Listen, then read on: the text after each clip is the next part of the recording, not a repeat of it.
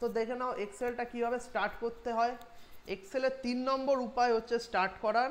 আমরা কি করব, উইন্ডোজ বাটন আছে তো আমাদের কিবোর্ডে, কন্ট্রোলের দেখবে লেফট সাইডে কন্ট্রোলের একদম ডান দিকে উইন্ডোজ বাটন আছে, ঠিক আছে? উইন্ডোজ প্লাস আর অ্যালফাবেটটা টাইপ করব, একসাথে চেপে ধরবো। চেপে ধরলে কি হবে, আমাদের একটা কমেন্ট বক্স চলে আসবে, যেটাকে আমরা রান কমেন্ট বক্স বলে থাকি। এখান থেকে না আমরা ওপেন করতে পারি এক্সেলকে। কি করে ওপেন করব, এখানটায় দেখো ওপেন বলে অপশান আসছে, আর এখানটায় একটা বক্স এসে যাচ্ছে কিন্তু ডায়লগ বক্স।